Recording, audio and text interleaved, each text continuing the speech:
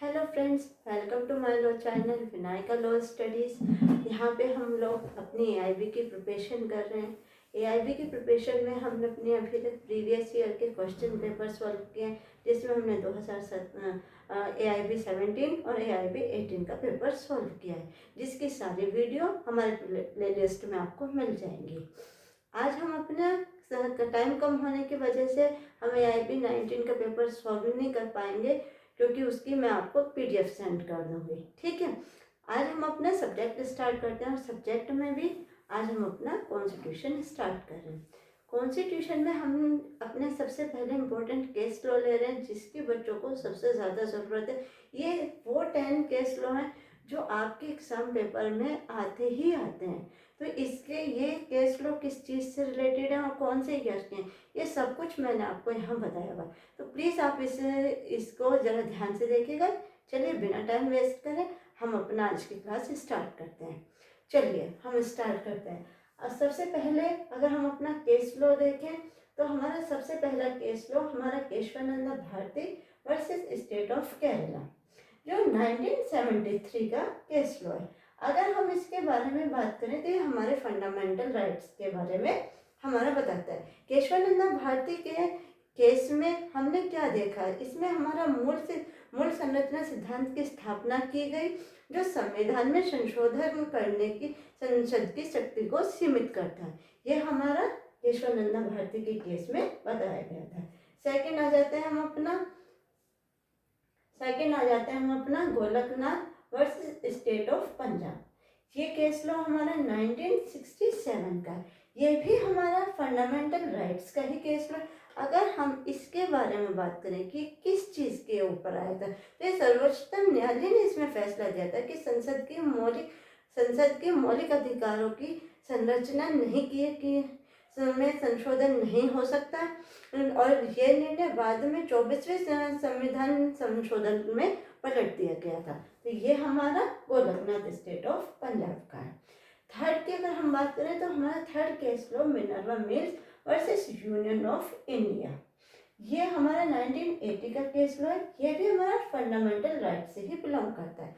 अगर हम इसकी बात करें कि मिनर्वा मिल्स का केस हमारा किस चीज़ से बिलोंग करता है, तो इसमें जो दिया गया था ये भी हमारे मूल अधिकारों के सिद्धांत की पुनर्पुष्टि की गई तथा मौलिक अधिकारों को निर्देश सिद्धांतों को प्राथमिकता देने वाले संशोधन को इसमें रद्द कर दिया गया था। ठीक है, तो ये आप थोड़ा सा इसके बारे में भी ध्यान रखें।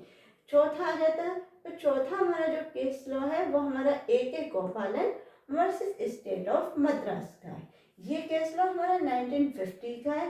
देखिए इन केस लॉ में आप इनके ईयर्स किस चीज़ से बिलोंग करते हैं ये सब आपको पता होना चाहिए, क्योंकि क्वेश्चन में यही पूछा जाएगा आपको कि ये किस चीज़ से रिलेटेड केस लॉ है और कौन से ईयर के केस लॉ है।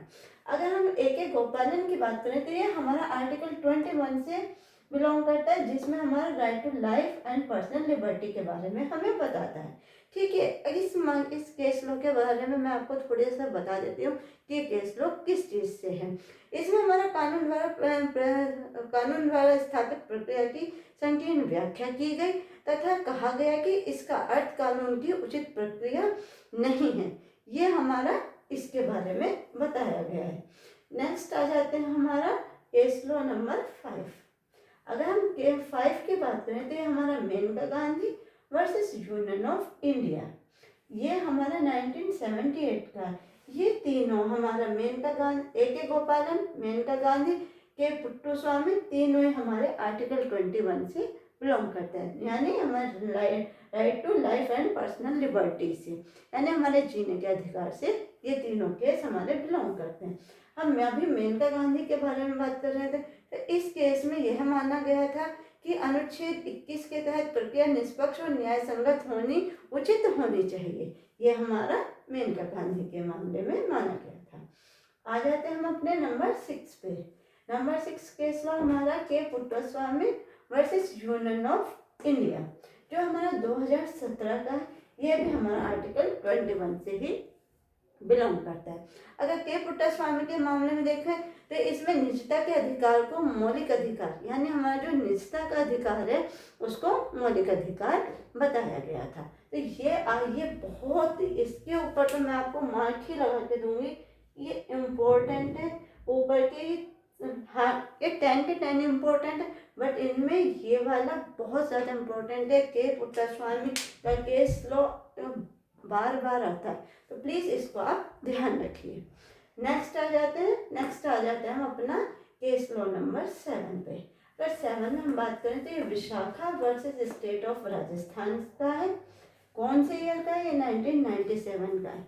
इस केस लॉ के बारे में मैं आपको बताना चाहूँगी, ये वर्क प्लेस पे हरेसमेंट के बारे में इस केस लॉ के बारे में बताया गया था कि अगर वुमेन के साथ वर्क प्लेस पे हरेसमेंट होता है तो वो एक क्राइम में काउंट होगा। ये सब विशाखा गाइडलाइंस शायद आप लोगों ने सुना भी होगा, विशाखा के बारे में पढ़ा भी होगा, तो वो इसी केस लॉ से आई थी। ठीक है, तो Vishakha versus state of Rajasthan हमारा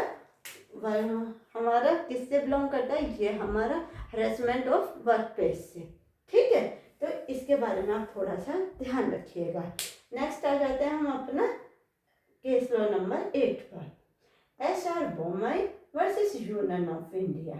एस.आर. बोम्मई का केस लॉ कौन सी ईयर का है? एस.आर. बोम्मई का केस लॉ हमारे 1994 का है। अगर हम इसके बारे में बात करें तो ये हमारे आर्टिकल 356 से, जिसमें राष्ट्रपति शासन लगने की केंद्र सरकार की शक्ति की सीमाएं निर्धारित की गई थी। कौन से केस में की गई थी?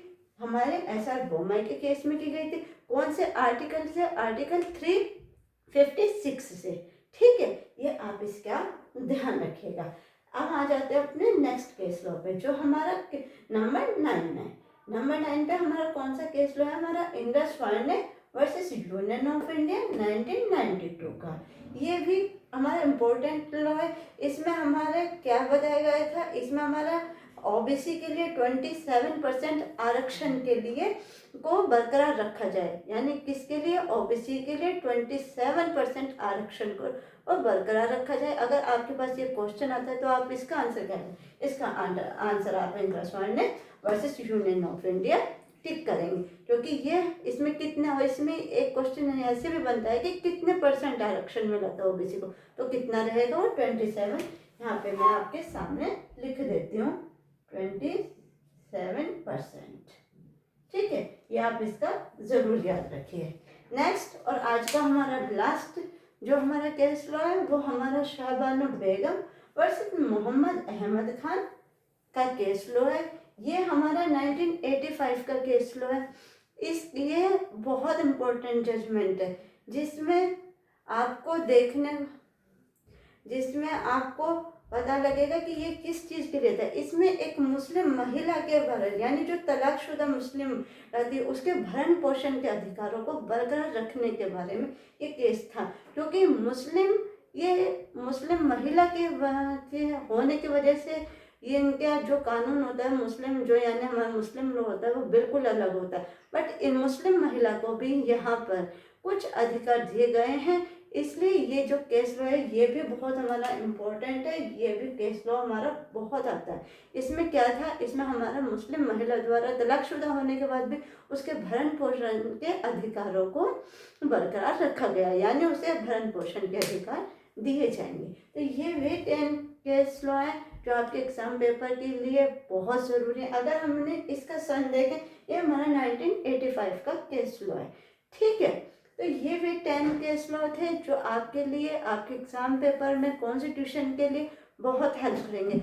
आगे मैं नेक्स्ट और भी केस लॉ लेके आऊँगी आपके लिए जो आपके कॉन्स्टिट्यूशन के हैं और आपको हेल्प करेंगे। कल से हमारी कॉन्स्टिट्यूशन की MCQs की सीरीज स्टार्ट होने वाली है, तो प्लीज़ आप बने रहिएगा, जुड़े रहिएगा। आपको वीडियो अच्छी लगती है लाइक कीजिए, शेयर कीजिए और चैनल को सब्सक्राइब कीजिए। आज के लिए बस इतना ही। Thank you so much.